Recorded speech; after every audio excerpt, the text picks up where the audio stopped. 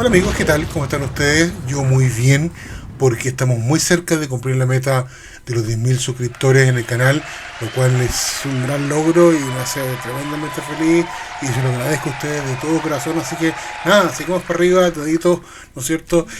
Suscripción, campana y todo lo que tiene que ver. Y decirles algo que me han preguntado algunos amigos, incluso del Perú. Si pueden usar estos videos en las salas de clases. Por supuesto que lo pueden usar, por supuesto. Estos videos están pensados para difundir la historia, nuestra historia, no solamente en salas de clase, no solamente en los computadores que ustedes tienen, sino que en todos los dispositivos, con toda la gente, con todas las presentaciones que ustedes quieran y puedan hacer. Súper bienvenido, no hay ninguna restricción, no hay ningún problema, así que por favor úsenlos, para eso están. ¿Ok? Antes que se me olvide. Este libro, Las semillas de Coyihuay, de Víctor Berenguer, es súper entretenido y muy interesante porque nos habla de un Chile, voy a ponerlo acá en pantalla, nos habla de un Chile de 1815, 1820, más o menos. Ese Chile inmediatamente post-independencia, ese Chile profundo, y un conflicto de tierras basados en un hecho real. Esto no es 100% inventado, y cómo se va desarrollando y se va concluyendo a través del tiempo. Así que, en serio, súper bueno, súper entretenido, súper explicativo de un Chile que ya se fue.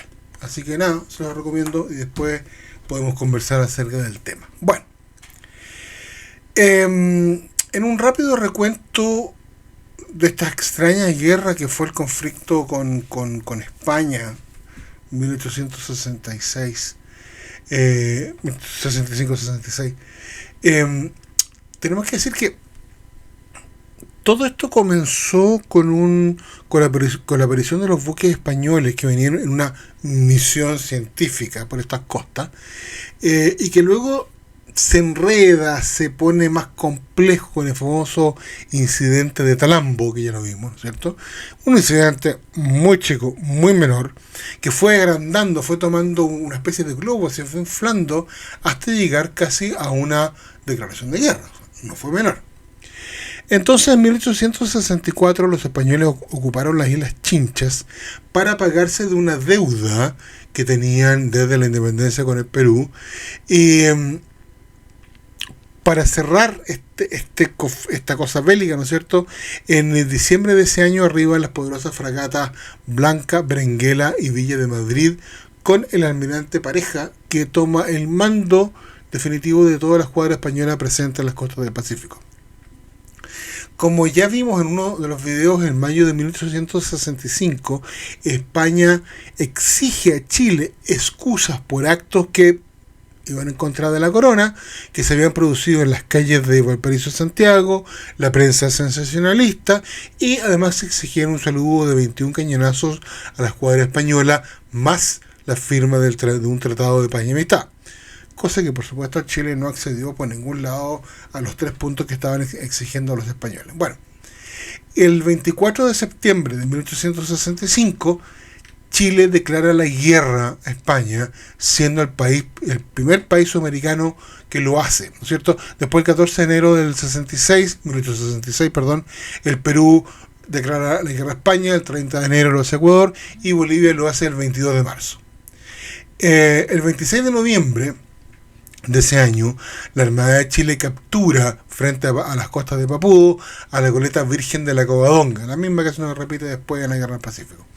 Esto fue un tremendo golpe, un golpe muy duro para no solamente para el almirante José Manuel Pareja, que se suicida, o sea, en definitiva, ¿no es cierto?, y toma el mando el almirante Castro Méndez Núñez, sino que también para toda la moral de la marinería española. Bueno, durante febrero de 1866, la escuadra aliada, Chile-Perú, ¿no es cierto?, se refugia en el sur, en el Golfo de Ancud y en el seno de Roncaví, mientras que parte de la flota española parte hacia ese sector para intentar hacer una gran batalla naval y definir el tema, cosa que no logran, por supuesto. Y por último, el 31 de marzo, la escuadra española bombardea al entonces indefenso puerto de Valparaíso, provocando el desapruebo internacional de la acción, más un sentimiento muy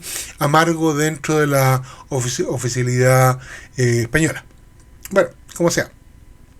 El 11 de abril de 1866, la flota española levó anclas desde Valparaíso y puso rumbo al Callao. Y así llegamos a la acción principal que vamos a ver en este video, ¿ok? Hay que decir que el ambiente dentro de los buques españoles, dentro de las cámaras oficiales y de la marinería, no era de lo mejor. Además de lo vergonzoso del bombardeo a Valparaíso, que había sido indefenso, había que sumar que desde hacía meses que no se recibían abastecimientos de España. Es decir, no tenían carbón, no tenían pólvora, no tenían más proyectiles, no tenían alimentos, y todo esto empezó a mermar la moral de los marinos españoles. En este estado arribaron a la isla de San Lorenzo, ese que queda justo frente del Callao, el 26 de abril de 1866. Ahora bien, un dato. Llama la atención el tiempo que se demoraron, el lapso que se demoraron entre Valparaíso y San Lorenzo, 15 días. O sea, mucho. Esto se debió a que por la falta de carbón el viaje fue hecho a vela. O sea, con viento, velamen, ¿no es cierto? Y la Numancia, al ser un buque tremendamente pesado y con poca superficie bélica, ralentizó, fue el que se quedó atrás constantemente y restó a andar al resto de la flota. Por eso que se demoraron esos 15 días prácticamente. El 28 de ese mes, Castro Méndez Núñez, siguiendo las instrucciones llegadas desde Madrid, envió una nota al cuerpo consular del Callao diciendo que en 4 días más procedería a bombardear dicho puerto, tal como lo había hecho en Valparaíso. Pero, nuestros amigos peruanos habían establecido una notable diferencia. Desde los tiempos de la colonia, el puerto del Callao había estado resguardado, se habían construido varios fuertes defensivos. De hecho, la fortaleza Real Felipe fue construida en 1747 y ampliada en 1776. También fueron levantados los fuertes de San Miguel y San Rafael, que posteriormente se denominó Batería Santa Rosa. O sea, ya desde el tiempo de la colonia y del virreinato había una protección artillada sobre el Callao. Para el 2 de mayo de 1866, el Callao estaba protegido por 17 emplazamientos defensivos, de esas fuertes, entre cañones de costa y embarcaciones artilladas, que sumaban la no despreciable cantidad de 65 cañones, incluidas 5 piezas Blackley de 500 libras. A ver, la pieza Blackley de 500 libras disparaba una pelota de acero de 250 kilos.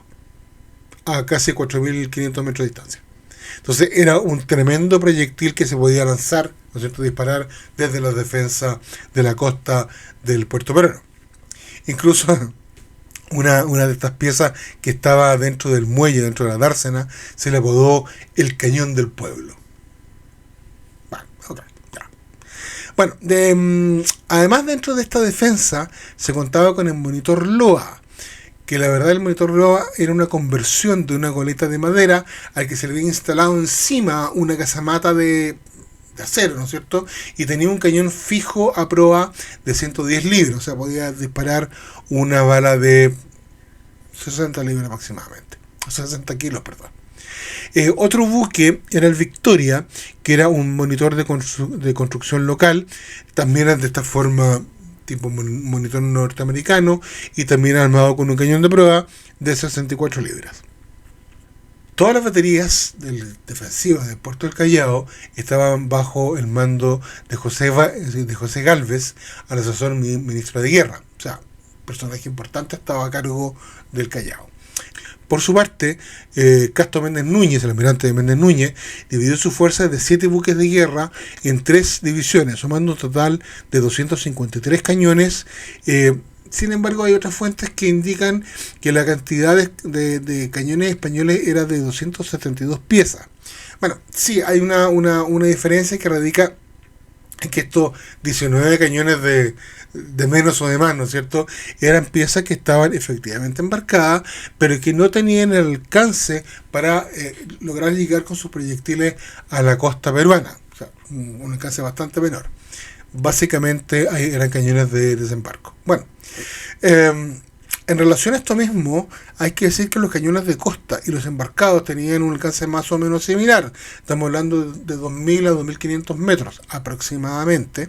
Y algunos de tierra, como ya vimos en Blackley, tenía bastante más que eso. Bueno, entre tanto, en tierra, en el puerto de Callao, se alertó y se preparó a los bomberos del puerto por los posibles incendios, tal cual como había pasado con Valparaíso, ¿no es cierto? Y tal cual como sucedió en Valparaíso, se reforzó estos cuerpos de bomberos con voluntarios venidos desde Lima. También estaban presentes 2 batallones de infantería y un escuadrón de caballería en caso de que los españoles hubiesen querido desembarcar en la costa peruana. Siguiendo su costumbre que había establecido en Valparaíso, cerca de las 11 de la mañana la fragata Numancia disparó una salva indicando que en una hora más comenzaría el bombardeo definitivo sobre Valparaíso. A las 11:50 horas aproximadamente del 2 de mayo de 1866, la Numancia, la fragata blindada española Numancia, abrió fuego contra el puerto, lo que fue seguido inmediatamente por el resto de los buques de guerra de la corona. Momentos después, el ministro Gálvez ordenó que las baterías de costa respondieran entregándose así un combate. Ahora, en rigor, y muy inteligente, el ministro Gálvez esperó que los españoles abrieran fuego para luego él contestar. O sea, dejó a los españoles como ofensores de esta acción. No menor. Cerca de las 12:30, un proyectil disparado desde tierra impactó cerca del puente de mando de la Numancia, provocando la muerte de varios marineros y dejando herido, y bastante herido, al almirante Méndez Núñez. Sin embargo, Méndez Núñez, pues un godo porfiado español, intentó seguir en su puesto, intentó mantenerse en su puesto, dándose un ejemplo de liderazgo, pero la verdad es que al correr de los pocos minutos el tipo se desmayó porque estaba partiendo una cantidad de sangre más o menos importante y fue llevado rápidamente a la enfermería de la nave donde se le hicieron las curaciones correspondientes. Ahora, según una crónica, Méndez Núñez presentaba al menos 8 heridas y algunas de ellas de bastante consideración. O sea, no fue una cosa menor el golpe que sufrió. Bueno, prácticamente después de una hora de combate, un proyectil español impactó en el pañol de la pólvora de la Torre de la Merced, matando a todos sus sirvientes, incluyendo al ministro de Guerra peruano. Lamentable. A las 2 de la tarde, la fragata Blanca se estaba quedando sin municiones y se tuvo que retirar, y la fragata Almanza se retiraba también de la línea de fuego porque le había caído un proyectil que la estaba comenzando a incendiar. O sea, fue de ir de vuelta esta cuestión, no fue un monólogo, ¿ah? Como dicen por ahí, sino que fue una cosa de disparas tú y disparo yo. En fin, después de casi 5 horas de combate, la escuadra española, ya casi sin munición, decide dar por terminado el bombardeo y se retira hacia la isla de San Lorenzo. La verdad es que en las costas peruanas quedaban pocos cañones en tierra con capacidad de disparar. Sin embargo, y pasadas las 5 de la tarde, 2 Blackley del Fuerte Santa Rosa, que estaba más hacia la orilla, efectuaron los últimos disparos. O sea, los peruanos fueron los últimos en abrir fuego contra estos buques españoles que se estaban retirando. El saldo, los españoles tuvieron 43 muertos y 83 heridos, y varias naves dañadas, y algunas de ellas bastante dañadas. Por el lado peruano, la verdad es que las fuentes son bastante disímiles. No pude encontrar una fuente fidedigna al respecto, porque me hablan entre 200 y hasta 2.000 muertos. La verdad es que 2.000 muertos me parece un exceso, y me inclino a pensar que el número de bajas tiene que estar más cerca de los 200 más que de los 2.000. Así que dejémoslo por ahí cercano a los 200. Bueno, y por último, ¿quién ganó? La verdad es que es muy difícil establecer quién tuvo la victoria en el combate, ¿no es cierto? Por un lado, los españoles dicen que destruyeron prácticamente la totalidad de los fuertes peruanos y que para el final del combate solo quedaban 3 cañones operativos. Otra razón que eximen los españoles para adjudicarse la victoria es que ningún buque español fue hundido. Bastante débil en realidad. Por su parte, las fuentes peruanas se adjudican la victoria en razón de que todos los fuertes peruanos mantuvieron el fuego, lo cual es correcto, pero no todos, pero sí mantuvieron el fuego, salvo la torre de la Merced, que bueno, por los aires, eso ya lo vimos.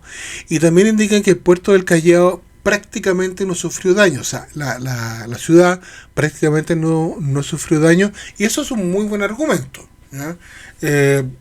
Independientemente del resultado del combate, ya fuese para un bando o para otro, me inclino a pensar que la victoria fue peruana. Aquí hubo una victoria estratégica importante, ya que la escuadra española abandonó al poco tiempo, ya vamos a ver, abandonó las aguas del Pacífico Sur. Y eso sí marca un punto de inflexión después de este combate naval mar-tierra en el puerto del Callao.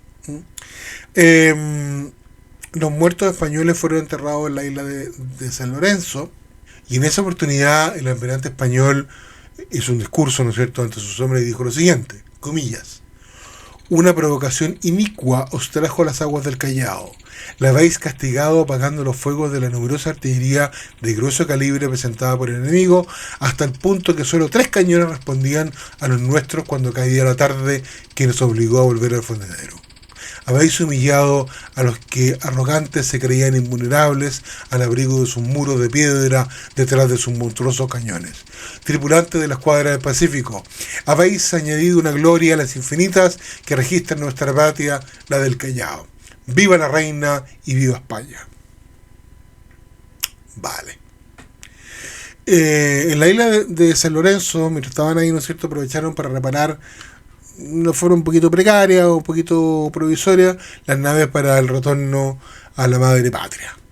Ahora, sin duda que la ruta más rápida para regresar a la madre patria, a España, era atravesando el cono sur. O sea, bajar hasta el paso de Drake o el estrecho y después subir por el Atlántico hasta las costas de Argentina o Brasil. Sin embargo, habían 3 buques españoles que estaban tan averiados que se veía imposible que soportaran un mar tan embravecido como el que se encuentran en esas latitudes.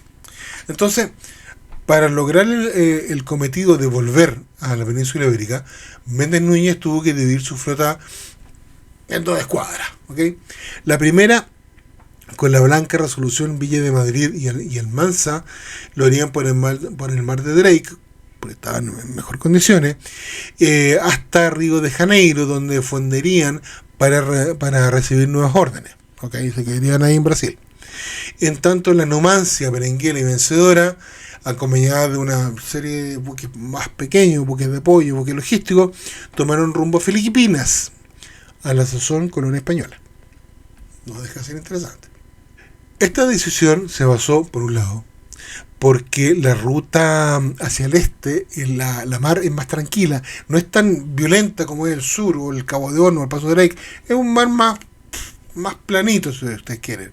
Y lo segundo es que el viento los iba a tomar siempre por la popa. Como estaban obligados a navegar a vela por la falta de carbón, era muy conveniente que el viento los empujara y no tuviesen que estar ciñendo para un lado o para otro. Ok, como sea. El 10 de mayo, la flota zarpó de la isla de San Lorenzo y una parte puso rumbo al sur y la otra se puso directamente rumbo al oeste. 10 de mayo. Recién el 22 de junio, o sea, un mes y varios días después, aparecieron por Tahití, donde pudieron abastecerse de agua, fruta y verdura para contrarrestar el escorbuto que ya había aparecido en algunos buques españoles. O sea, se mandaron todo ese viaje, mes y algo, ¿no es cierto?, a vela, por eso que fue tan largo, y como no tenían condición, o sea, no habían sido abastecidos de verduras desde no sé cuánto tiempo, tuvieron una aparición de escorbuto, enfermedad que ya estaba más o menos desarraigada de los buques. Bueno, ok, como fuera. Después de algunas reparaciones y por supuesto una necesaria estadía en tierra, recordemos que los marinos españoles no habían bajado a tierra hacía varios meses. En septiembre de ese año llegaron a Manila, en Filipinas, donde los buques fueron sometidos a una reparación mayor, y una vez repuestos, compuestos y abastecidos, fueron abastecidos de todo lo que necesitaban, zarparon hacia el Pacífico. ¿Ok? Y en abril de 1867 doblaron el Cabo de Buena Esperanza al sur de África. En mayo llegaron a Río de Janeiro, donde se juntaron con la otra parte de la flota, y después de una rápida escala rumbearon hacia Cádiz, arribando a aquel puerto el 20 de septiembre de 1867. ¡Wow! Más de un año navegando. La Numancia en realidad tiene el mérito de haber sido el primer blindado en dar la vuelta al mundo. Porque medio averiado, medio a vela, medio a vapor, pero dio la vuelta al mundo, lo cual marcó un hito. Por último, en 1871 se firmó un armisticio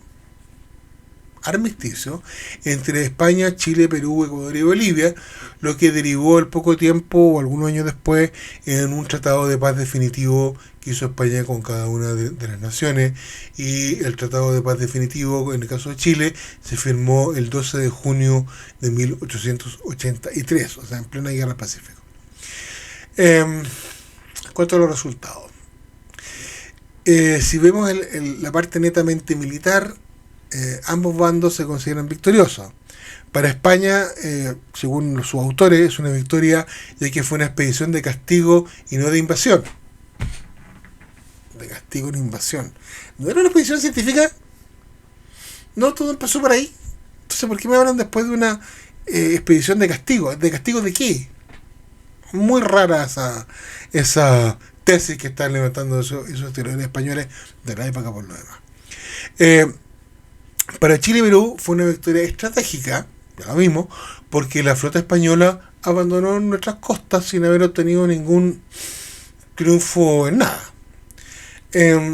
La verdad que tras el análisis de los hechos puros y duros, debemos decir que la flota española, al no tener objetivos claros y precisos, la verdad que España solo vino a provocar destrucción y muerte, y en contrapartida tuvo que hacer un gasto enorme que significó esta expedición. O sea, mandar una serie de buques de guerra, no pequeños, mandar a la Numancia, abastecerlo de carbón, de proyectiles, de comida, qué sé yo, y darse la vuelta al mundo, fue un costo bastante grande para la corona española. Entonces, la verdad es que no me queda muy claro cómo los españoles se consideran victoriosos.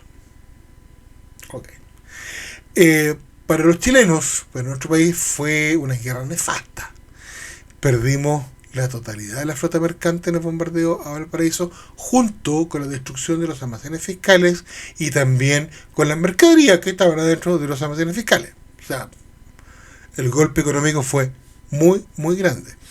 Lo que podemos sacar en limpio de toda esta acción, de toda esta guerra tan extraña, es que se provocó, si ustedes quieren, una suerte de sentimiento americanista. Nos vimos todos los países ante un enemigo común, nos vimos como medios hermanables, ¿no es cierto?, que luchábamos por nuestra propia libertad, una serie de cosas muy románticas de la época, ¿no es cierto? Y sí, resultado concreto, sí se tradujo en el primer tratado de límites que Chile firmó con Bolivia en 1866. O sea, dato no menor. Pero la verdad, amigos míos, es que esa guerra extraña, sin objetivos claros, donde no hubo ninguna acción bélica de invasión o de rebelión o de repulsión a la invasión, sino que fueron unos combates tierra-mar, mar-tierra, una cosa muy, muy, muy extraña que parte con una expedición científica, y la verdad es que no se llegó a nada. Es en el fondo, si uno mira las consecuencias geopolíticas del minuto, no se llegó a nada. Sí tuvo una implicancia importante en este sentimiento latinoamericanista, como les dije, y sí tuvo algunas cosas importantes que afectaron varios años después en lo que fue la guerra del Pacífico. Así que eso, amigo mío, con el bombardeo del Callao y con esta guerra hispano-sudamericana contra España. Antes de irme, les vuelvo a recordar el libro de mi amigo Víctor Branguier, Las semillas de Goyiway. Entre paréntesis, las semillas de Goyiway, que son las que están aquí, son semillas, la foto real de la semilla, son, son semillas venenosas. No le voy a contar al final, pero tiene mucho que ver. Así que eso, chiquillos y chiquillas, cuídense mucho. Chao, chao, nos estamos viendo luego. Que estén muy bien.